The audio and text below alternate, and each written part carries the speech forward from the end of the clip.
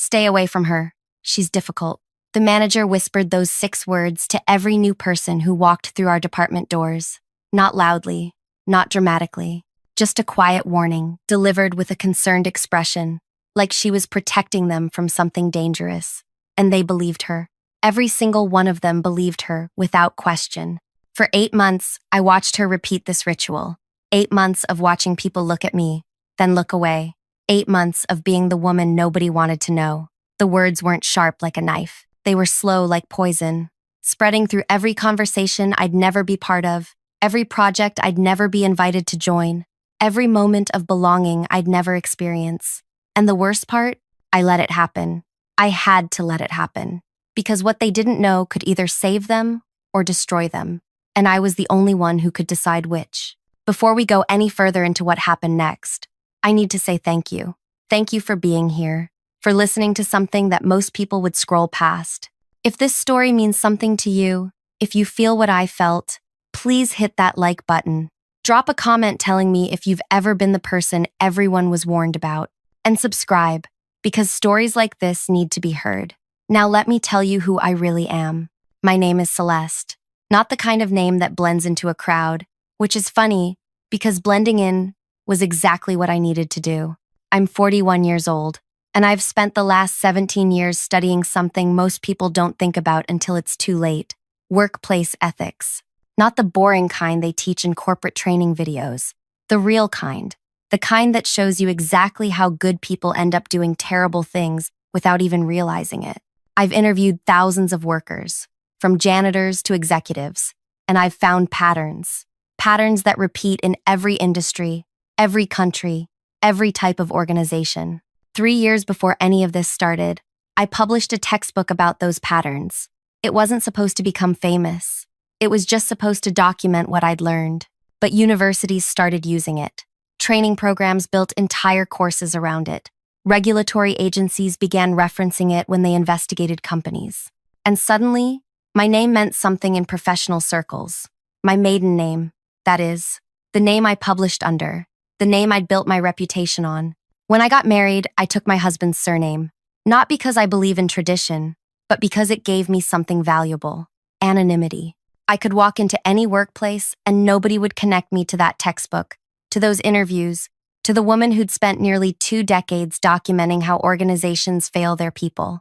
And that anonymity meant I could see the truth, the real truth, not the polished version people show researchers, the messy, complicated, everyday truth that only emerges when nobody knows they're being watched. So when I decided to write a second book, I knew exactly what I needed to do.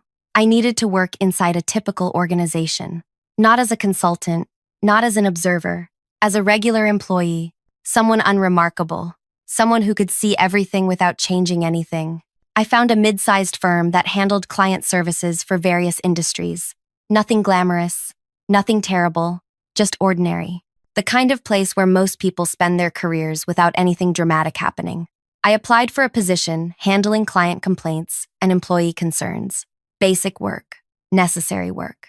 The kind of work that gives you access to every crack in an organization's foundation. During my interview, I met with the director first, Roderick, a man in his late 50s who'd built the organization from 8 employees to nearly 200. He understood immediately what I wanted to do: research, observation, documentation. He approved it without hesitation, with one condition: I would tell my direct manager, and only my direct manager. She would know who I really was, and she would help facilitate my work. He introduced me to Paulette, the woman who would supervise my daily tasks. Mid-40s, impeccably dressed, with a smile that seemed warm until you looked at it too long. I explained my project to her in his office, with him sitting right there. She nodded enthusiastically. "Your secret's safe with me," she said. "This will be valuable research for everyone." I shook her hand. I thanked her. I started the job 2 weeks later, excited about what I might learn. The first week was normal. People introduced themselves. They explained processes. They invited me to lunch. I felt welcomed, accepted, like maybe this would be easier than I thought. But during week 2, something shifted. Conversations stopped when I approached. People who'd been friendly suddenly seemed busy whenever I had questions. The group chat that had been active went silent every time I opened it. At first, I thought maybe I'd made a mistake, said something wrong, done something inappropriate. I replayed every interaction in my mind, searching for the moment I'd ruined things. But there was no moment. There was just the slow realization that I was being erased from the social fabric of the workplace, and I couldn't figure out why. Month 3, I figured it out. I was in the break room, slightly earlier than usual, when 2 new hires walked in talking. They didn't see me at first. "Did Paulette talk to you about Celeste?" one asked. The other nodded. "Yeah," she said to be careful. "Said Celeste doesn't work well with others, that she causes problems." They noticed me then. The conversation died instantly. They grabbed their drinks and left. I stood there holding my reheated lunch, understanding flooding through me like ice water. Paulette wasn't keeping my secret. She was using it. Or rather, she was using me. She'd figured out that having a workplace ethics expert embedded in her department was dangerous. I could see everything she did wrong, every shortcut, every violation, every moment she prioritized her own convenience over proper protocol. So, she'd done the smartest thing possible. She'd isolated me completely. If nobody trusted me, nobody would listen to me. And if nobody listened to me, nothing I observed would matter. The isolation wasn't random. It was surgical. Paulette assigned me every task that gave me visibility into problems without giving me any power to fix them. I handled sensitive client complaints, the ones where clients threatened legal action or public exposure. I processed confidential employee concerns, reading reports about harassment, discrimination, safety violations. I reviewed financial discrepancies flagged by other departments, seeing exactly where money went missing or got misallocated. Every single task was a window into something broken, and every single task was mine alone. Nobody collaborated with me. Nobody checked my work. Nobody asked my opinion. I was simultaneously seeing everything and influencing nothing. The weekly team meetings became a special kind of torture. Paulette would spend 30 minutes praising everyone's contributions. She'd highlight projects, celebrate wins, acknowledge effort, everyone except me. When she assigned new projects, she'd distribute them to people with half my experience, right in front of me, explaining why each person was perfect for the work. High-profile clients went to someone who'd been there 3 months. Complex analysis went to someone who'd never done it before. Strategic planning went to someone who openly admitted they were guessing. And I sat there, silent, because speaking up would only confirm what everyone had been told, that I was difficult, that I caused problems, that I didn't play well with others. "Don't take it personally," a coworker named Vera told me one afternoon. We'd both been washing our hands at the same time, an accidental moment of proximity. "Paulette warned us you don't collaborate easily. It's not about you as a person. It's just your work style." She said it kindly, like she was trying to help, like she thought I didn't know. I dried my hands and thanked her, because what else could I do? Tell her the truth? Explain that I'd literally written the textbook on collaborative leadership? That would sound insane, defensive, exactly like someone difficult would sound. So I kept working, I kept watching, I kept documenting, because here's what Paulette didn't understand about research. Isolation is sometimes the best vantage point. When you're not part of the social dynamics, you see them more clearly. When people forget you're there, they stop performing. They show you who they really are. And what I saw, day after day, was an organization slowly poisoning itself with small violations that nobody thought mattered. A manager who changed client agreements without documentation. A team lead who approved expenses that clearly violated policy. A supervisor who ignored safety reports because fixing them was inconvenient. None of it was dramatic. None of it was evil. It was just careless. Careless in ways that would eventually hurt real people. Month 8 brought Shiloh, 26 years old, fresh from graduate school, hired to handle client onboarding. She had this energy about her, like she was genuinely curious about everything. She asked questions during meetings, good questions, questions that made people think instead of just respond. She noticed things others missed, and on her 3rd day, she noticed me. I was working through a client complaint when she appeared beside my workspace. "Why does everyone avoid you?" Direct. No preamble. Just the question. "You'd have to ask them," I said, not looking up. "I did. They said you're difficult." She paused. but I've been watching you for 3 days now. You helped 4 different people solve problems they were stuck on. You caught an error in the client database yesterday that would have cost us a huge account. You stayed past 7 last night, finishing someone's report because they had a family emergency. None of that seems difficult to me. It seems like the opposite. I finally looked at her. Really looked at her. She wasn't trying to be nice. She wasn't trying to fix anything. She was just confused. Genuinely confused about why reality didn't match what she'd been told. "What's really going on?" she asked. I wanted to tell her, wanted to explain everything, but the truth sounded impossible, so I just shook my head. "It's complicated." She studied me for another moment, then walked back to her workspace. I thought that was the end of it, just another person who'd tried to understand and given up. But 15 minutes later, she packed her bag and left the building. It was only 2 in the afternoon. People don't just leave in the middle of the day unless something's wrong. I watched her go and felt a strange tug of worry. Had I said something that upset her? Had my silence somehow made things worse? Turns out, she hadn't gone home. She went straight to the building where our director worked, 3 blocks away. Shiloh walked right past reception, took the elevator to the 4th floor, and knocked on Roderick's door. He'd just returned from 7 months of international travel, expanding partnerships in different regions. He barely knew most of the recent hires, but he remembered approving my research arrangement before he left. He remembered exactly who I was and why I was there. Shiloh didn't waste time with small talk. She pulled out her phone and showed him what she'd found during those 15 minutes at her workspace. She'd searched my full legal name from the company directory, my married name. But search algorithms are smart. They connect dots. They find patterns. And within seconds, her screen filled with my other name, my published name, the name attached to 17 years of work. She showed him my textbook, the one that had been assigned reading in her master's program last semester. She showed him my speaking engagements, my credentials, the awards from professional ethics organizations. She showed him my university profile, where my current research project was publicly listed, Systemic Compliance Failures in Mid-Sized Organizations, a case study approach. And then she told him 3 things that changed everything. First, I was being deliberately isolated by my direct supervisor. Second, she'd personally witnessed 6 ethics violations in just 3 days that matched patterns from my published research.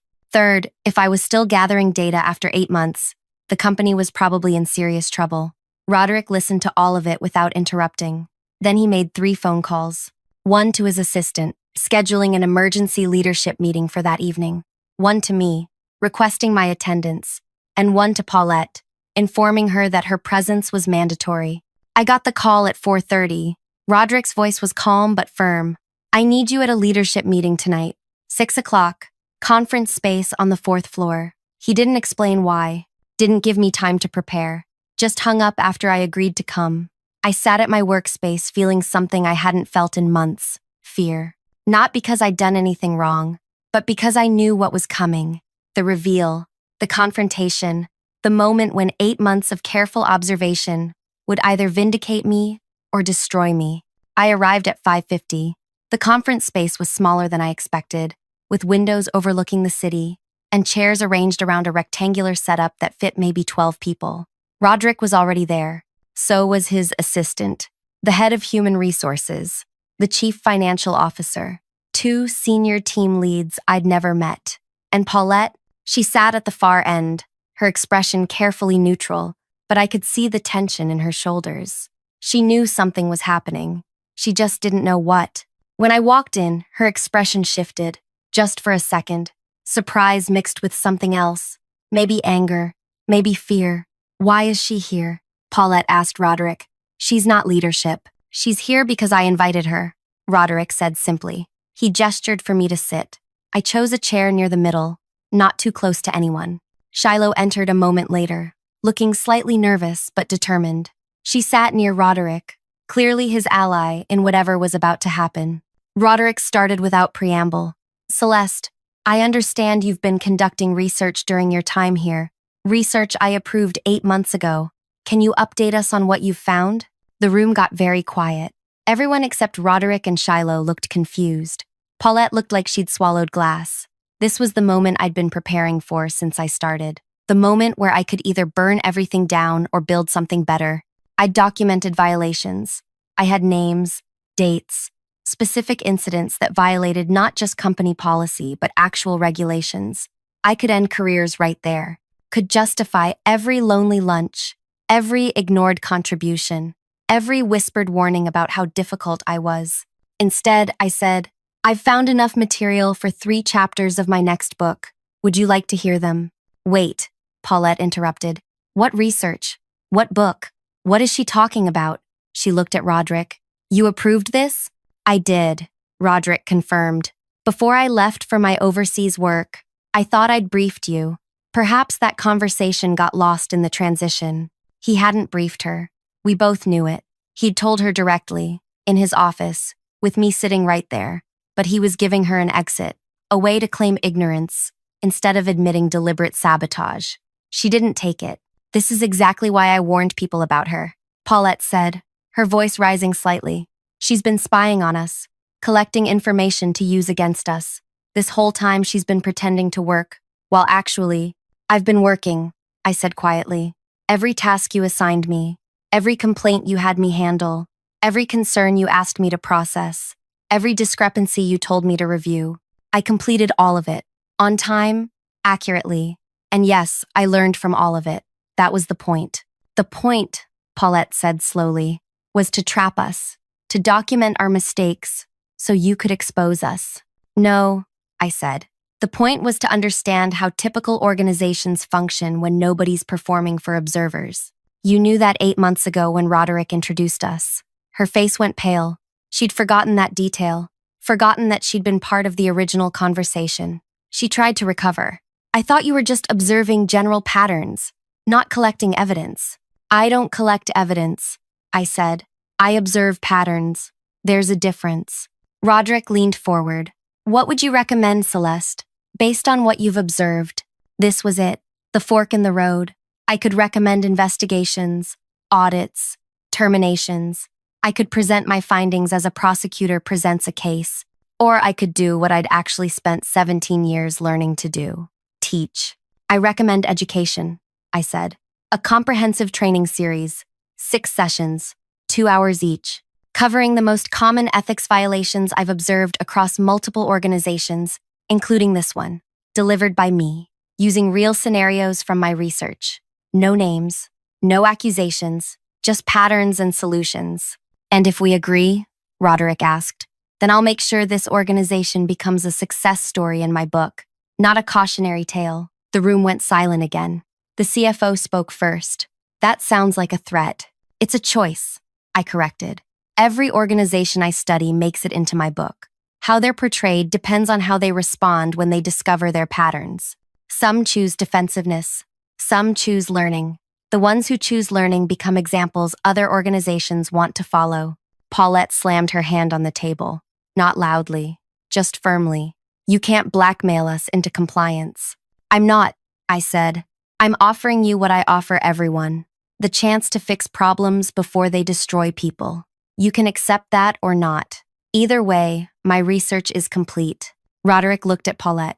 You told me 8 months ago that Celeste was a perfect fit for our team. What changed? She didn't answer, couldn't answer, because nothing had changed except her fear of what I represented.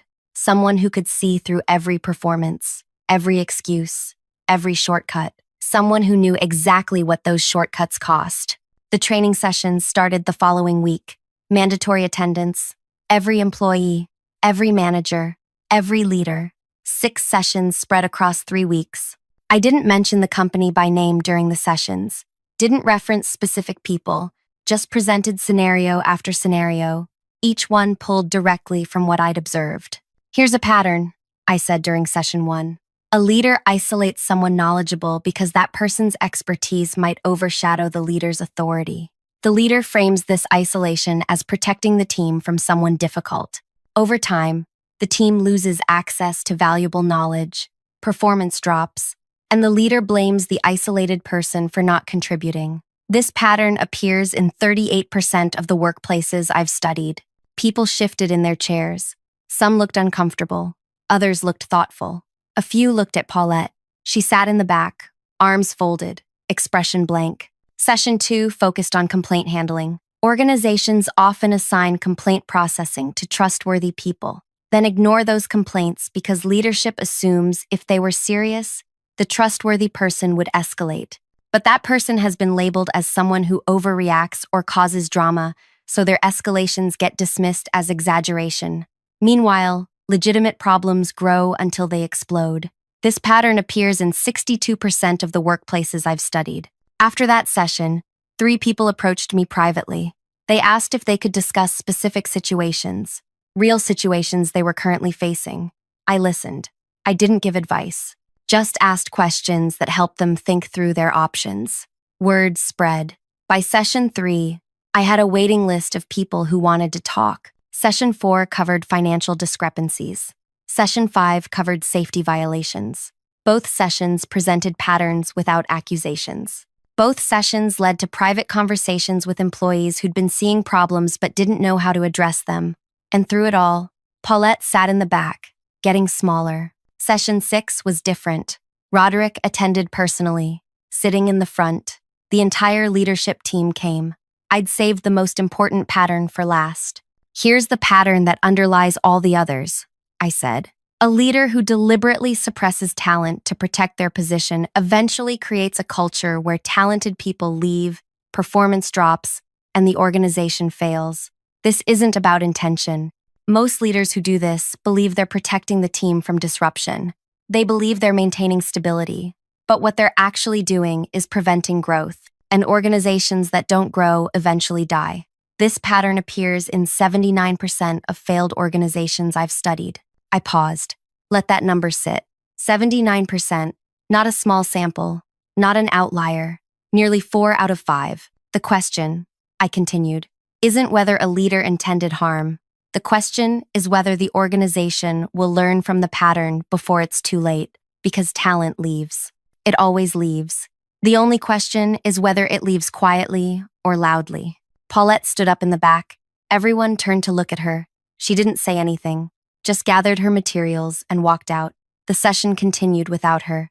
We finished the final scenario. People asked questions, real questions, questions about how to recognize these patterns in themselves, how to change, how to build cultures where these patterns couldn't take root. The next morning, Paulette submitted her resignation, effective immediately. No farewell email, no goodbye tour, just a brief letter to Roderick stating she was pursuing other opportunities. Nobody demanded it, nobody forced it. She just finally understood that staying meant being the unspoken subject of every future conversation about what not to do. Roderick offered me her position, department manager, full authority, significant raise. I declined. My research was complete. I had everything I needed for the book. Taking her job would have felt like revenge, and revenge was never the point. But I did accept a different role, permanent ethics advisor, part-time, remote, essentially a consultant who could review policies, observe patterns, and provide guidance when needed. Enough involvement to ensure the changes stuck, not so much that I became part of the system I was studying. The consequences rippled outward in ways I didn't expect. Shiloh was promoted to team lead within a month. She demonstrated something rare, the courage to ask questions when everyone else accepted answers. She transformed the department in ways Paulette never could. She instituted weekly knowledge-sharing sessions where anyone could present what they were learning. She created transparent project assignments where everyone could see who was doing what and why. She built exactly the kind of collaborative environment that makes my research obsolete. Other departments started requesting similar training. Roderick approved it. Over the next 4 months, I delivered modified versions of those 6 sessions to every team in the organization. Each time, patterns emerged. Each time, people recognized themselves and chose to change. Not because they were forced, because they understood the cost of staying the same. My book publishes next month. Chapter 7 features this organization, not as a failure, not as a villain, as proof that organizations can choose learning over defensiveness, as evidence that patterns can be broken when people decide truth matters more than comfort. I used real scenarios from my 8 months there, real patterns, real solutions, but no names, no identifying details, just the story of how one organization looked at itself honestly and chose to become better. The advance copies went out last week to reviewers and early readers. One of them emailed me yesterday. She teaches organizational psychology at a university. She's assigning my book for her spring semester, and she specifically highlighted Chapter 7 as the most important case study she's encountered in 20 years of teaching. This, she wrote, is what transformation actually looks like. Not dramatic, not sudden, just steady, honest work. I forwarded that email to Roderick. He responded with 2 words, "Thank you." Paulette found work at another organization. I know because someone from my professional network mentioned seeing her name on a leadership roster. I don't know if she learned anything from what happened. I don't know if she recognizes patterns in herself now. I hope she does. I genuinely hope she does, because the point was never to punish her. The point was to show everyone, including her, that there's a better way. Last week, I visited the office for a quarterly check-in. People greeted me by name, asked about my research, told me about problems they'd solved, using frameworks from the training. And Shiloh pulled me aside to share something that made the entire 8 months worth it. "We hired someone new," she said. "And on their first day, I sent a message to the whole team. I told them questions are always welcome here, especially the difficult ones." She paused. "That came from you. From watching you sit alone for months, asking difficult questions nobody wanted to hear. Thank you for teaching us that difficult doesn't mean wrong." I think about those 6 words often. Stay away from her. She's difficult. Paulette meant them as a warning, as a way to protect herself from accountability. But in the end, they became something else entirely. They became proof that the most important voices are often the ones people try hardest to silence. And the most valuable work often happens in isolation, where truth doesn't have to perform for comfort. If this story resonated with you, if you've ever been the person everyone was warned about, or if you've ever been the person doing the warning, I want to hear from you. Leave a comment sharing your experience. Hit that like button if you believe organizations can change. And subscribe, because these stories matter. The difficult ones, the uncomfortable ones, the ones that show us who we are and who we could become. Thank you for listening. Thank you for being here. And thank you for believing that truth is worth the cost of being difficult.